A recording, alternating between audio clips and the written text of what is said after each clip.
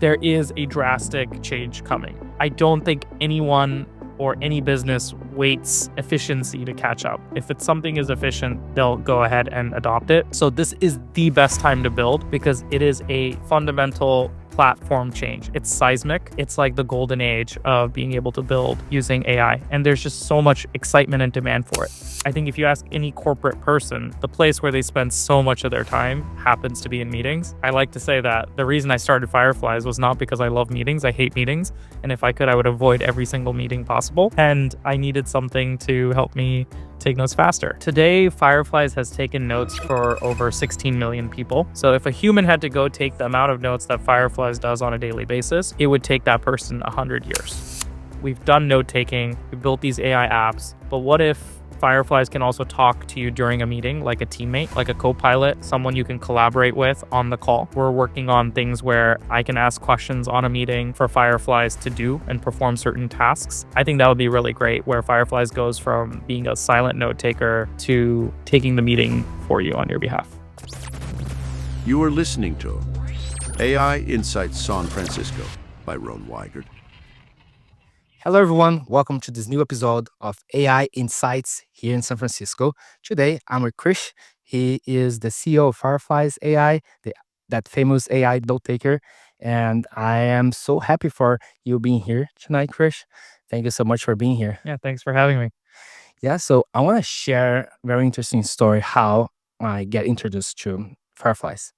The first time I joined this company I'm working right now, and I saw some people using it, and I didn't know if it was like a company policy or was something. So like I gotta install it, everyone's using, so I sign up and I live there for the first week that I onboard the company. And I had a very important client meeting, and I was supposed to make all the notes, but the meeting was very fast. There was a lot of people talking, and I got like very distracted because that was my first week in a company. So right after the meeting, I didn't have my full notes. I was like, okay, what am I gonna do? How can I get those notes? There was no recording, and I was like, wait, I have this AI note taker. Let's take a look at it. So then I open, and that was like all transcribed, have all the things I need to do. And I was like, whoa, that's amazing. It literally, from this first week of my work, it's like saving my life. So yeah, that's how was my first interaction with the product. So I want to understand a little bit your background before we go to the product. Okay, I want to go um, from since you were studying it and then you went to Microsoft. How was this transition between you studying and then working and transition for entrepreneur? How was that? Well, one thing from my own personal experience in academia, in school, university, I used to take a lot of notes and I used to just mark up and write a lot of things down. So I was just always a big note taker in classes. I used to have a lot of classes where I would sit down and then I misheard the instructor, and then I wish like, oh, I could go back and play back the audio or have like automatic notes. There used to be companies that would sell notes for different classes as well. So this idea of notes was a big part of my life, even when I was going to college, undergrad, all of that.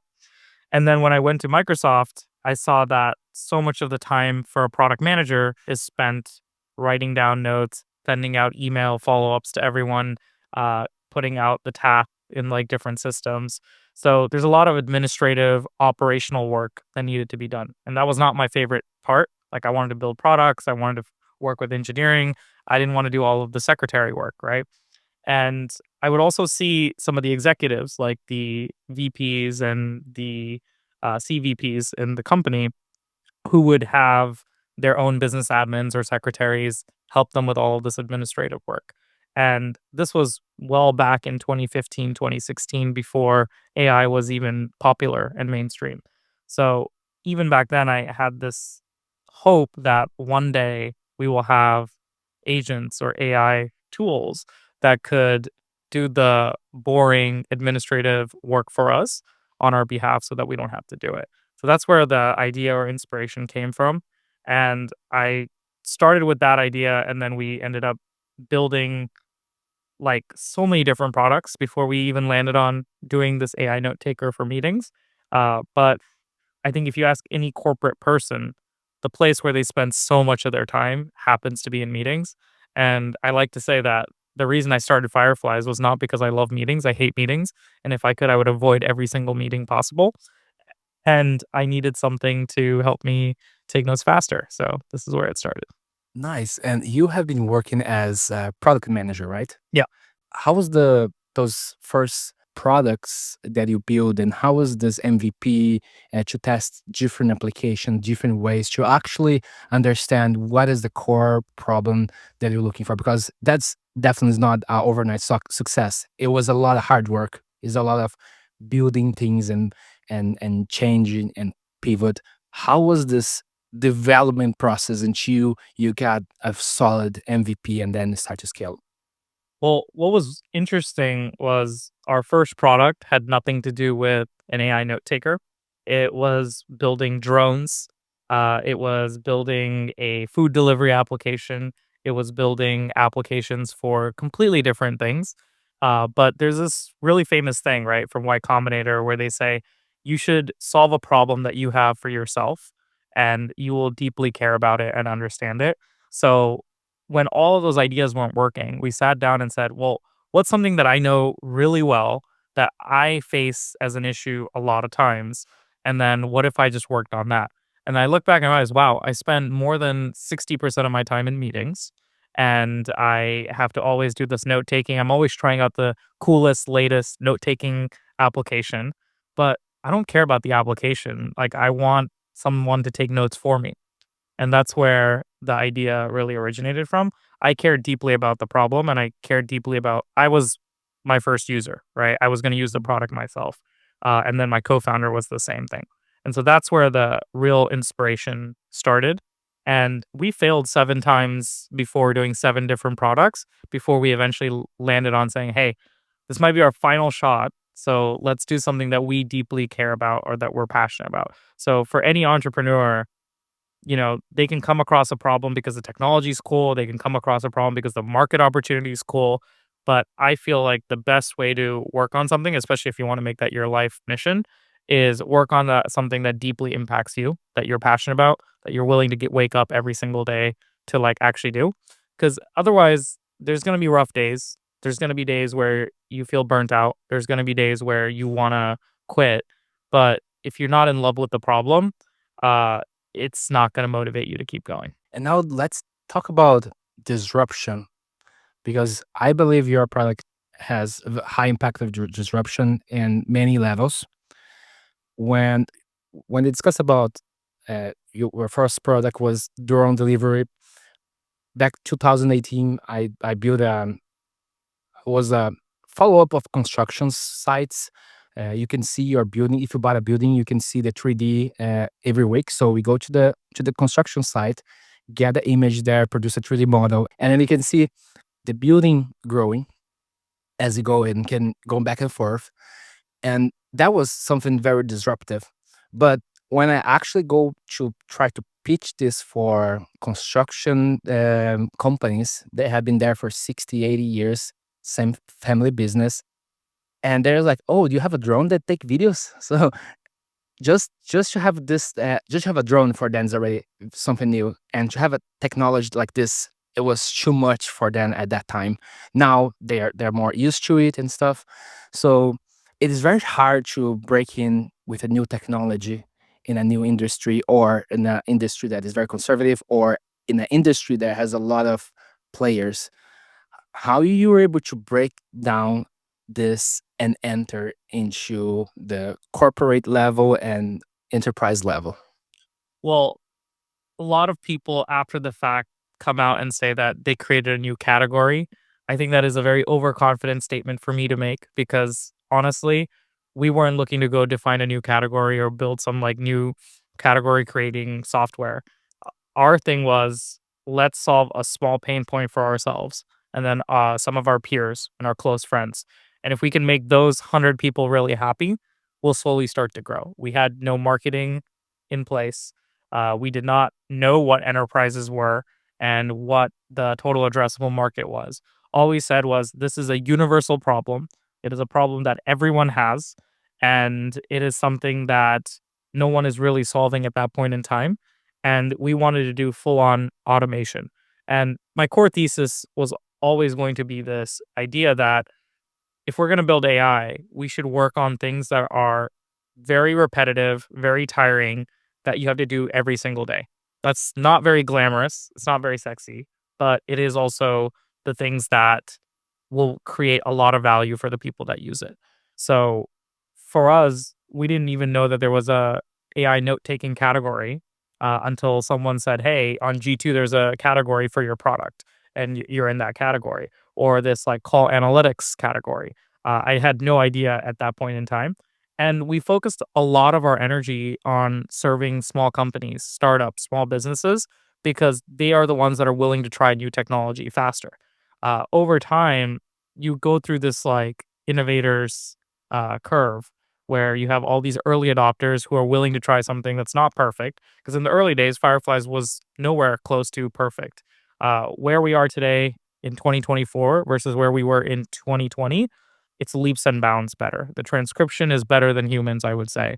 The note taking, it can do better than me on a consistent basis. The ability to search back through all those conversations is much more seamless than ever. So all of those things we had to build up to a point where you start winning the trust of all of these users, and then enterprises and larger businesses start like realizing. When the first version of Fireflies came out, there was no note taking. It was just a searchable transcript. And the transcript wasn't perfect, but at least you can give people perfect memory. That was the goal. Like, hey, I want to be able to just search back to what was said, even if it's not like perfect. Just being able to go back and know what was being talked about is good enough. So it was really transcription and then audio playback. That itself was game changing at that time Right. in 2018, 2019. And if you asked me in 2020, I would not have predicted with the rise of LLMs and ChatGPT and all of these cool models that we would be able to start mimicking human level note taking and annotations. Uh, at that time, when we first started doing note taking, we were just pulling out sentences and like turning them into bullet points, very basic, extractive notes.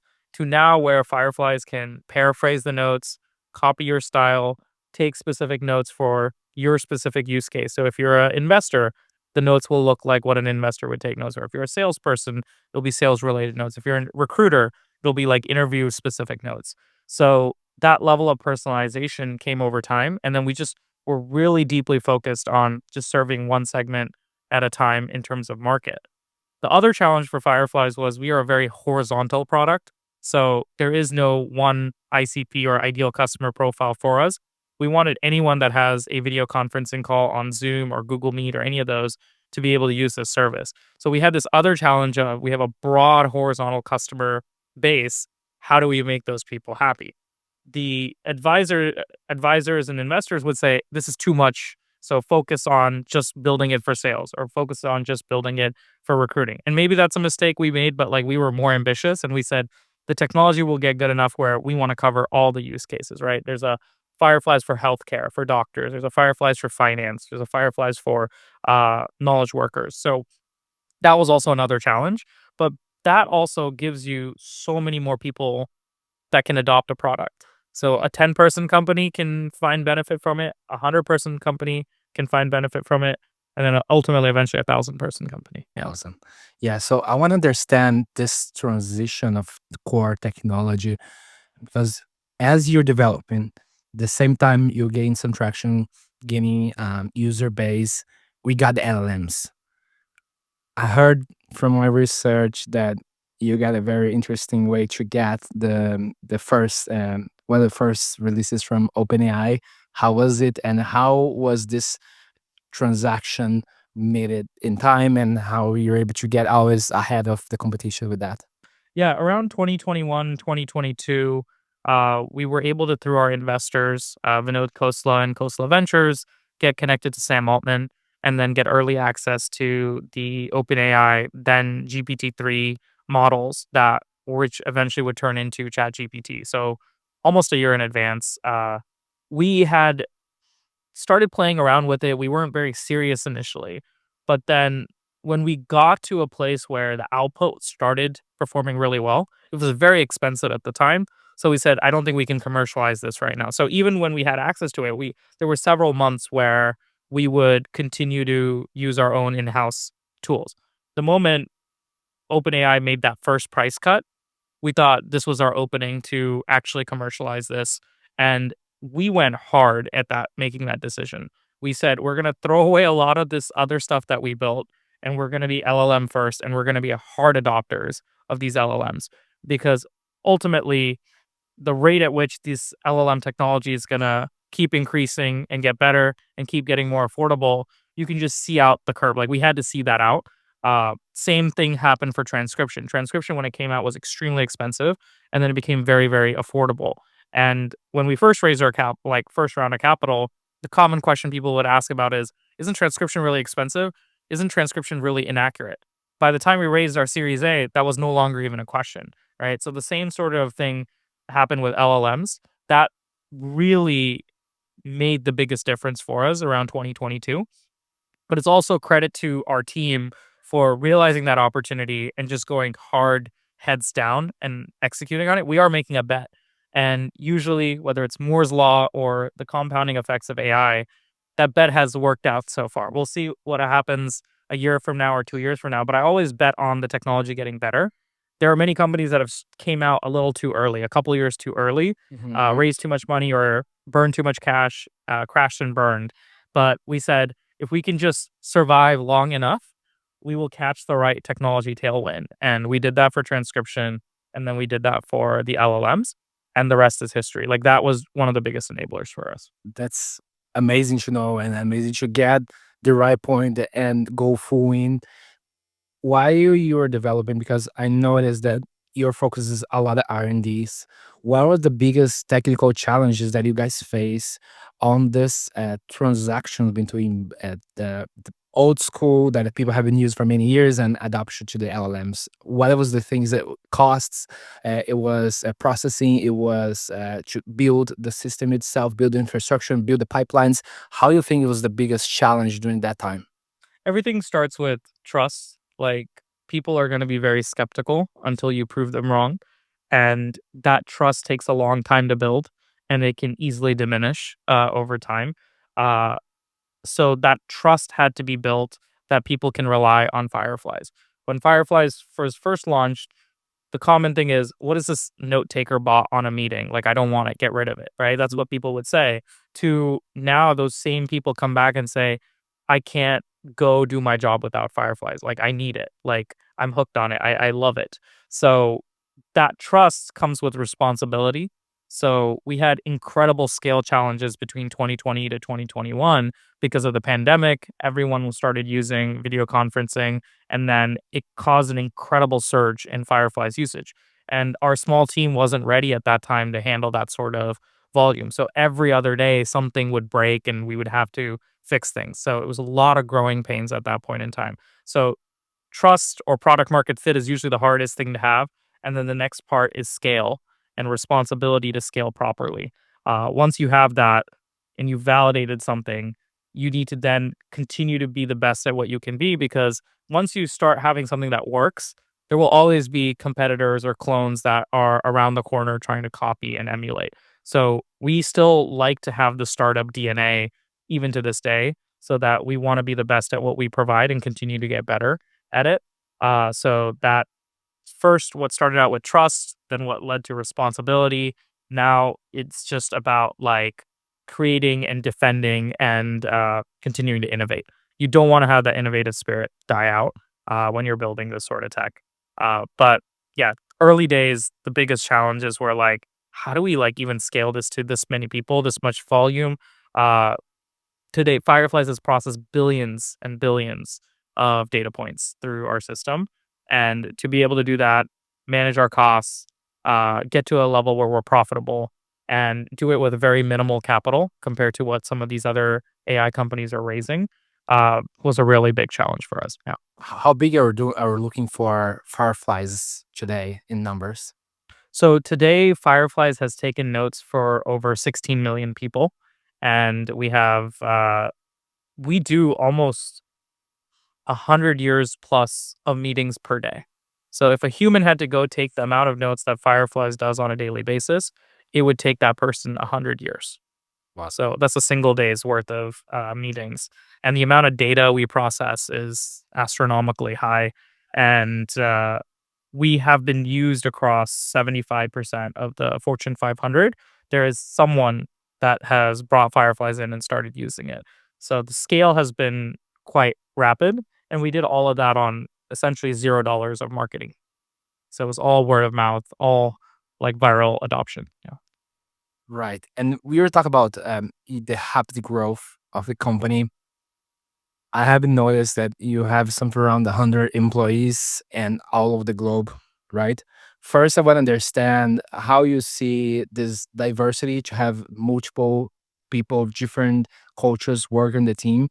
And I have been also doing my research and I noticed a lot of people are from outside the US, all over, even from Brazil. And from Brazil, there's even people there. It's like, wow, that's incredible.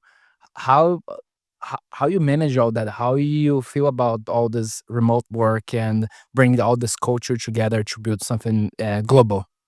Yeah, I think there's great talent everywhere in the world. The world is much more democratized. Talent is much more democratized than ever before. It would be naive for us to believe that only the greatest talent exists in Silicon Valley. That's no longer the case. I could understand the argument that most of the capital and venture is around here. That I can agree with, but talent is global today. And I think diversity of talent actually helps our product get better because we're building our product for different regions as well. Like Portuguese is one of our fastest growing user bases because we now support transcription and note taking in Portuguese, Spanish, French, German.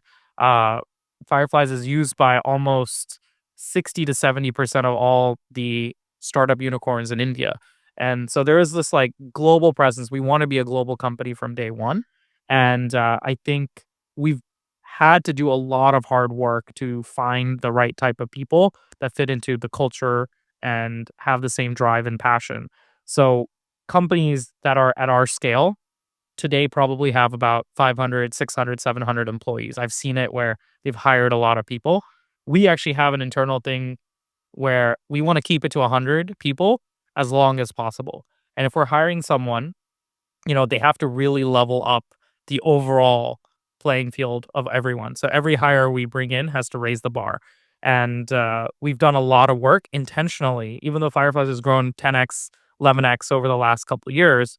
We've made sure the team is around 100 people. And we take great pride in that because when you keep that team small, you don't have to have layers of bureaucracy. I can go directly to my managers, directly go to the ICs, and I'm only like one connection away from knowing what's happening across the org. So we took a very different approach to building a company because every startup's dream is how many employees can I hire, how many office spaces can I open, and how big can I like have my physical presence be? We're 100% remote, and I hear this all the time from people like where they're opening up offices in like 6 different regions. They are hiring hundreds of people, and they barely started making revenue. So that's not sustainable in the long run. So we took a very different hypothesis to that. And we also believe that the future small teams are going to be able to do crazy amounts of amazing work with the help of AI. So we not only build AI tools for our customers, we build internal AI tools that help us automate a lot of our processes. So I want to understand how you secure all this data. How you make sure this data going to build the internal, I would say, personalized message for that person, and all those meetings, most of them are very confidential, and how you protect them, how you separate, isolate them to make sure those things not gonna go outside. That's a great question. For one thing, we do not train on our customer data by default. There are many other AI note taker competitors where they are using customer data and training on it. So when I talk to a lot of CIOs, their preference automatically leans towards Fireflies because we take care of their data, not train on it. We also have special contracts in place with providers like OpenAI and Anthropic, where we say that we're not going to have them hold on to our data. So we have 0-day retention policies with them. We also offer private storage options for large enterprises where they can store the data on their own servers. You own your data. You can choose when you want to delete it. It's yours. So that is a very radical policy where we're giving as much ownership and control back to the users rather than what other AI companies would do is they want to hoard the data, right? So our philosophy is that we want to provide a great service, but ultimately at the end of the day, the data is yours. And then we build our security and protocols based on that premise. And whether it's the private storage option, whether we have HIPAA option, whether it's the encryption stuff that we do, we want to make sure that it's doing right by the customers. We have to go through lengthy security reviews and questionnaires and stuff like that with enterprises as well, just to get them started with a few people. We also have a lot of admin controls and access control features because even within the org, administrators don't want the data to be seen by everyone in their team. So we had to do a lot of work around how to do provisioning and role-based access control stuff. So that itself took a long time. That's not something you can just quickly bolt on. It takes a lot of work to put those things into place. But when we go in and frame our all the stuff that we're doing on a security front, it automatically has like a huge impact on the perception of Fireflies and the work we're doing for enterprises. Now talk about the business model. You have been always focused on this on the development of the platform. A l- not so much effort in the marketing because your product is so good that it sells by itself. So how you build this business model and how you structure the financial part of this, how you bring revenue for the company towards the product. Revenue is based on seat-based licenses. So if every person in the org wants to use the AI note taker, they'll buy seats according to that. We also have utility-based pricing for this new feature set that we released called AI applications. So we have built an app store on top of Fireflies where you can have Fireflies do different things with that conversational data. So note taking you can think of as just one application. But if you want Fireflies to score your call, if you want Fireflies to turn your call into a blog post, if you want Fireflies to generate a report from your call, if you want Fireflies to use all of your calls to give you coaching and advice, like all of those things are different applications. So we have over 100 different applications on top of our platform. So in addition to the seat-based pricing, if people want to turn on more apps and use Fireflies for more things, we have like consumption-based pricing there. So that's how we've set up our thing. We also try to be the most affordable platform possible. Like there's obviously certain fixed costs with transcription, the AI models, the recording, the streaming, but beyond that, we try to like get rid of the middleman essentially, make sure that the pricing is really, really affordable so that when a person signs up and swipes their credit card and pays for it, they don't even have to think about it. And when they compare Fireflies to several other products, they know they're getting the most value at the most affordable price. That's something that I've always wanted from day one. Because the last thing I want to do is like sit on 100 sales calls and negotiate a really expensive product down. No one enjoys that. Most people just want to know they're getting a fair deal and they're getting a lot of value for it and it is going to be something that scales with them as well. Because there's some products out there that are very consumer oriented, but the moment your startup starts growing or the moment you add teammates, that those products break. Whereas Fireflies can scale from 10 people to 100 people to 1,000 people and beyond. For us, because we're able to do that and we don't have to like spend a crazy amount of money on marketing, the word of mouth helps us further keep the prices at a very low price and make the product very affordable. The best form of marketing is when someone tells someone else about a product that they like. That's how we've discovered some of the best products, right? So you learn about ChatGPT because one of your friends is using it. You learn about Google search when you're a kid because someone else was starting to use it. So I feel like the best products you learn through word of mouth. And Fireflies has that natural viral component to it as well, where you see it in a meeting and you ask the host, and then the host sends you the notes, and you're like, wow, I want to use this for myself as well. So, because we try to make it all self service oriented, uh, even though we have salespeople, the job of the salesperson is not to sell you, it's to educate you so you can make your own decision. And the way we oriented our entire team around that, you now putting the right incentives to bring the benefits to the users. Usually, some other companies I know that are enterprise focused, that build for specific verticals like sales, they charge almost 10 to 20x more than Fireflies. They have to pay the commission to the salespeople. They have to force you to get on a demo. You can't go even try the product before you buy it. You're forced to buy an annual license. We're like, look, you can try the free product. You can do a free trial of our business plan, and you can pay on a monthly basis. You can pay on an annual basis. So ultimate flexibility to the user, and that helps us continue to keep the prices low, but also grow really quickly. One thing that you mentioned is about the marketplace. So you don't need to build something from scratch. You don't need to create something, a new AI note taker, but you can build on top of your platform. So that's very interesting that you open up this. So then you can give the people access to do to create things using Firefly. And probably there's a lot of people watching this that want to go into AI, want to build AI products, and that's very opening door for them. h- how does it work to signing the to for you to become developer, or to not a developer but to put your app in there? And what is the use case you have been seeing, or what is the use case that people didn't tackle yet but it would be interesting for someone start to look into it? We have an API available for people to start using the Fireflies data. It is very expensive to build an AI note taker. It might be easy to build something together, but to maintain it, to scale it, it takes a lot of effort. We've also seen like companies that have come out, like, copycats or clones that say, we're like Fireflies, but just for recruiting. We're like Fireflies, but just for the financial industry. And our thought process was, look, if 90% of the things you're trying to build already exist in Fireflies, and you're just trying to make a 5-10% difference, put a different spin on it, and then market it, why not do that on top of Firefly? So if someone was building a Fireflies like product for recruiting, and their unique advantage is, oh, we will also score the candidate and tell you if they should be a good person to hire or not. That is already an app now on Fireflies. So you're getting best in class note taker with Fireflies. There's also an app you can turn on called Candidate Grader or Candidate Scorer. And now you're getting that as well, right? If someone wanted to build something even more tailored, they should just be able to come and build that on top of Fireflies. I think that ultimately makes it so that those developers can make money.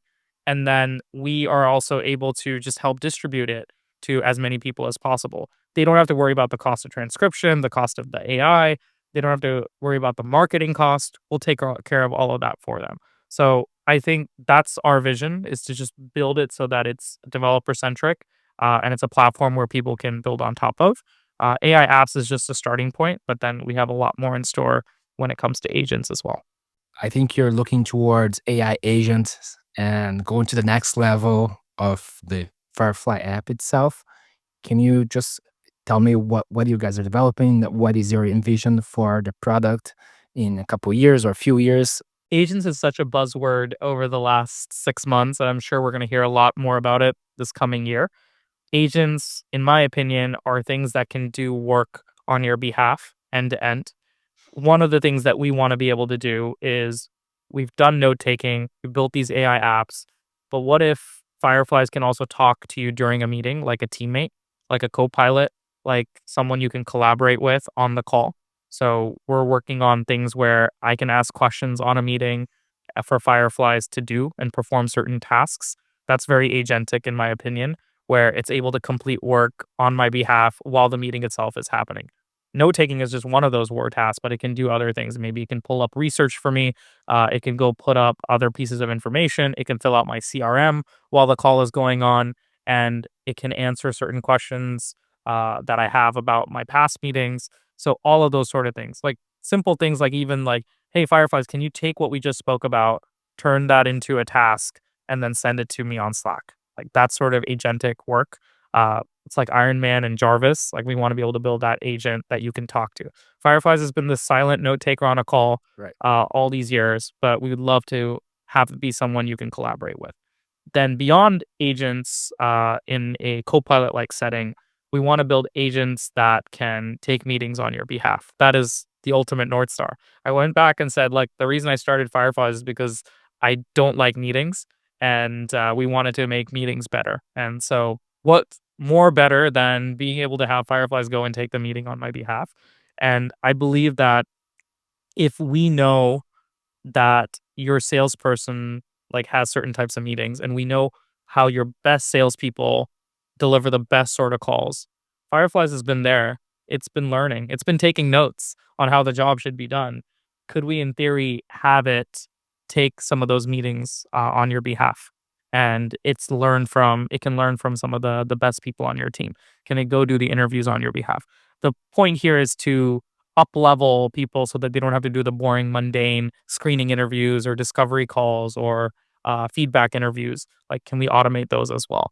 And I think that would be really great where Fireflies goes from being a silent note taker to taking the meeting for you on your behalf. I can see this coming because, like you say, always there, quiet, muted, don't say anything. But it'd be so nice to you ask something like, "Hey, am I missed something for this call?" And like, yeah, for the previous call, that was those topics and that was those things that's still open. So then we can discuss and then talk to the client or talk to your partner, whatever. So that's very impressive. That I had this experience yesterday. We had a team sync and I was able to join the first half an hour and then I had to go to another meeting and then I left. Then I came back after another half an hour. It's like a 2 hour long meeting.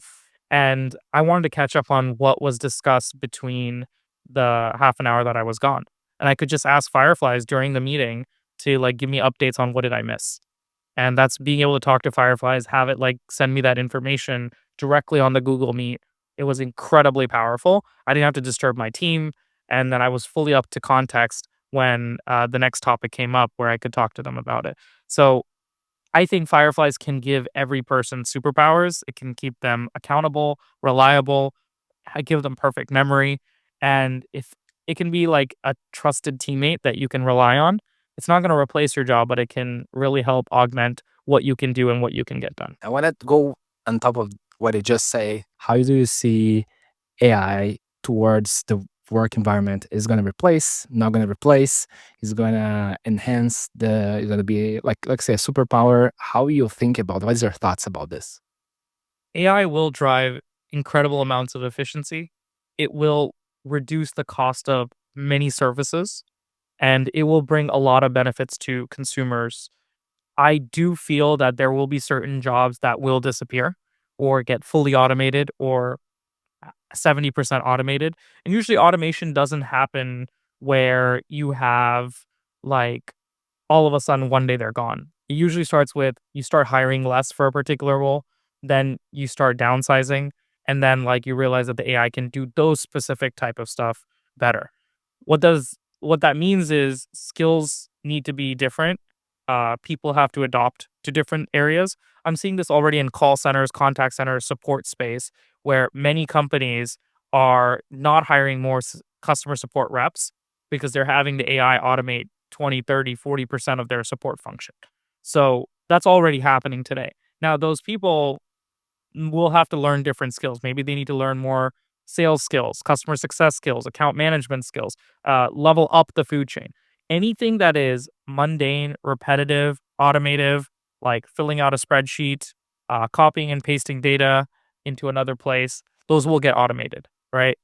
I call these like pencil sharpener roles. If someone's job is there to go just sharpen pencils, it's not going to be there. Like, I don't want to sugarcoat it like many of the other AI leaders.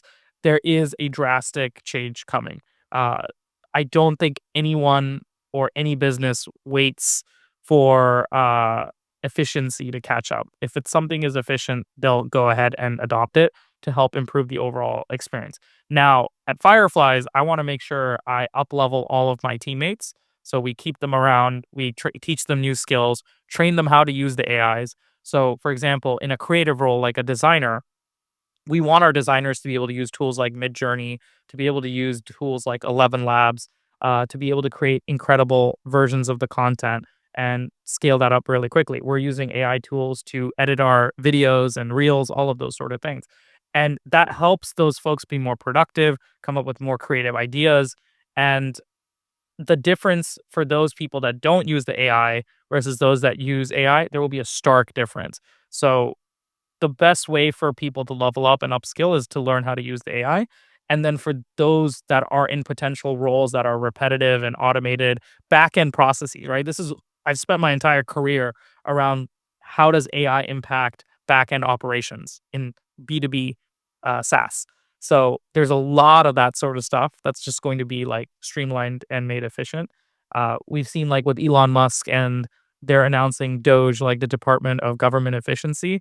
Like if they can take that sort of lens and apply it to what are all of the places within government where there's incredible inefficiencies and how do you use AI to make things faster? Like we don't even have to talk about like big enterprises or even like big government things. Just think about when you go into the DMV, like how long you have to wait to get your driver's license renewed Right. and the look that they give you when you say, "Hey, I don't know about this paper." Like they look at you as if like you are eating into their time, right? People take their sweet time. I'm not saying it's the individual people's fault, but it is that This if is you had AI that can process all those applications at a much faster pace, do fraud detection, do all of that sort of stuff, you start to wonder why are things being so inefficient? Why does it take me 2 hours to go through the DMV? If you look at certain airports today, you don't have customs officers that sit there and look at your passport. You just go into a thing and you scan it. It's already detecting it. It's doing vision recognition and you're walking through within 5 seconds. What used to take probably like 20, 30 minutes. So I think companies, society always leans towards how do you make the world more efficient, faster for customers? And that means that employees will have to learn to adapt or pick up new skills. for people that want to get involved more towards entrepreneurship and towards building AI products or softwares, or want to move from their 9 to 5 job and become entrepreneur. What is your suggestion for them? The great thing is with tools like ChatGPT, Claude Artifact, you can wireframe prototype things very quickly. You don't need to be a sophisticated PhD to build some of these tools. So learn how all these new tools work. You can be a world class marketer with the help of these AI tools. You can be a world class product manager with the help of these tools. So learn to use these tools and you can become like a one person shop that can do many different functions. So I would honestly like take the time to are you really maximizing the full capacity of ChatGPT? Like I keep finding new features every day that surprises me what I can do with it.